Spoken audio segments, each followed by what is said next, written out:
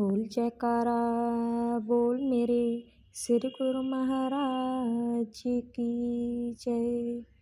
श्री स्वामी अनुभूत देव अनुरागी जी महाराज परमहंस सहज योगेश्वर जी ने एक घट मंजूषा नाम का बहुत ही सुंदर ग्रंथ लिखा है, जिसमें पहले अध्याय में प्रारंभिका में बताया है कि यह घट मंजूषा नाम का सद्ग्रंथ साधक भक्तों के निज कल्याण के लिए लिखा गया है। सत्य के मार्ग में आजकल मनुष्य बहुत कम चल पा रहा है। सारी दुनिया के लोग असत्य की ओर दौड़ रहे हैं। सबके दिमाग में धन पैदा करने की होड़ लगी हुई है।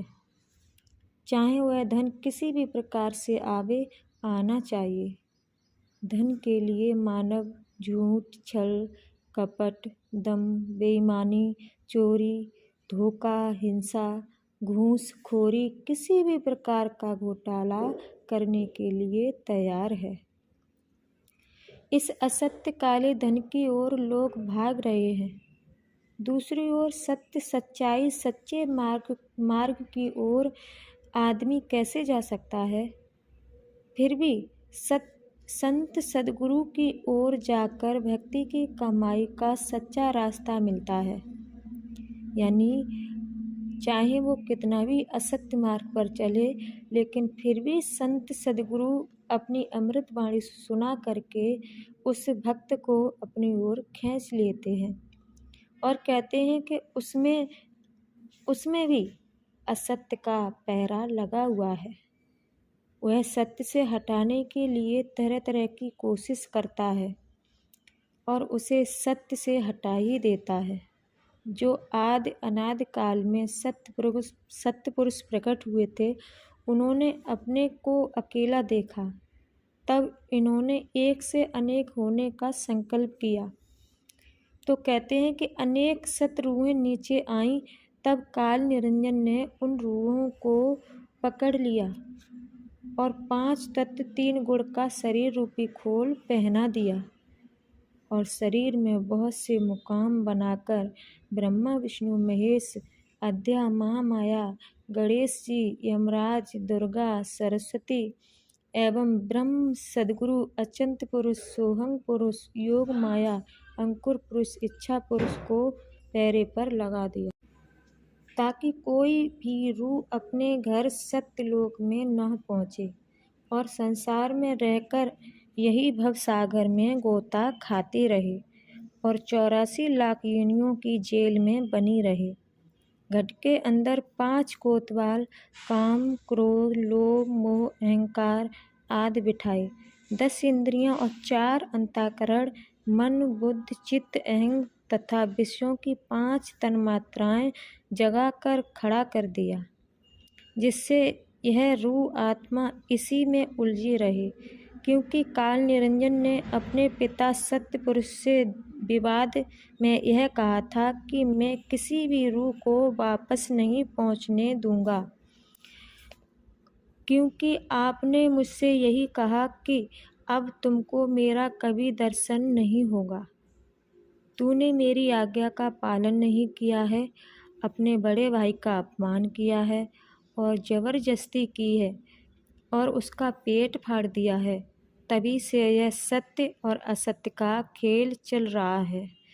सत्य पुरुष सतलोक से जब कोई पूर्ण सद्गुरुदेव भगवान को भेजते हैं कि रूहों को असत्य से निकालो, सत्य का मार्ग बताओ, तब काल निरंजन पहले से ही हजारों गुरुओं को भेजकर जीव को जप, तप, व्रत, तीर्थ, भगवत भक्ति में अपने पुत्र ब्रह्मा, विष्णु, महेश की नाना कथाओं व लीला सिद्धियों के प्रयोग की महिमा में बांधकर उलझा देते हैं। जीव भगवान के नाम की भक्ति को ही मोक्ष मुक्ति का साधन समझकर सारे जीवन भर जुटा रहता है। वह उन्हें अपनी साधारण मुक्ति, साकाम, सारूप्य, सालोक्य, सायुज में बांधकर उसकी मनोकामना की पूर्ति कर सिद्ध प्रदान कर देते हैं। जीवात्मा का वास्तविक लक्ष्य पूरा नहीं हो पाता है और वह यही भवसागर में डूब जाता है। बार बार जन्मता है, बार बार मरता है। काल सत्य मार्ग पर ले जाने वाले सद्गुरु का रूप बनाकर साधक को रास्ते से हटाने के लिए यह कहता है कि मैं तुम्हारा भजन पूरा हो गया है, यानी तुम्हारा भजन पूरा हो गया है, अब भजन मत करो।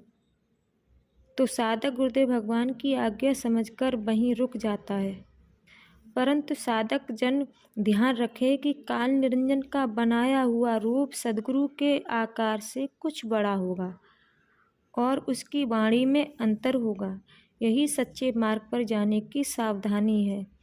सत्य पुरुष ने रूह के साथ सहज शब्द का मकरतार भेजा, उसी में सभी रूहें बंधी हैं। जब यह नियच्छर सहज शब्द घट में प्रवेश हुआ तो शून्य द्वीप से नीचे आया तो सचखंड में ओंग भमर गुफा पर सोहंग शब्द प्रकट हुआ। नीचे बिंब पड़ा तो काल ने शब्द के 2 टुकड़े कर दिए, सो और हंग, जिससे सुरत रूप पिंड के शब्द को पकड़कर ब्रह्मांड के शब्द को न पकड़ ले और उसके ऊपर ऊर्ध्व में सहज शब्द को पकड़कर सत्यलोक न जाए। काल निरंजन पिंड के दोनों शब्दों के बीच में विचार प्रकट कर देते हैं। उनकी पत्नी अद्या महामाया नींद जुमाई देती हैं, परंतु पूर्ण सद्गुरुदेव भगवान ऐसा करते हैं जिससे विचार खत्म हो जाते हैं। इसलिए दोनों शब्दों को जोड़ने का साधन बताकर तुरिया अवस्था में ले जाते हैं और उनके आगे तुरियातीत के आगे शब्द को सहज शब्द को पकड़कर यह दिव्य विमान में बिठाकर सीधा सतलोक में ले जाते हैं। बस यही तुम्हारा वास्तविक घर है। फिर भूल खत्म हो जाती है, जीव सुखी हो जाता है, फिर सत्य लोक में अमी का पान करता है और काल के जन्म मरण एवं 84 लाख योनियों के बंधन से छूट जाता है और संसार में सद्गुरुदेव जीव को चेताने के लिए आते हैं।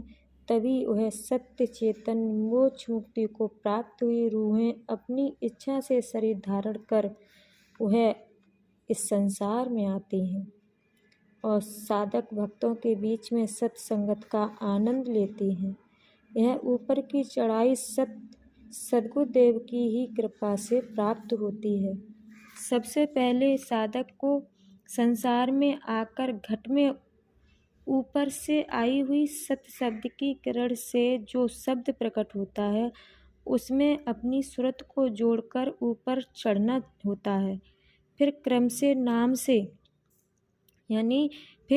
नाम से अनहद और सद्गुरुदेव भगवान का ध्यान कर मन चित्त आदि इंद्रियों को शुद्ध करना पड़ता है।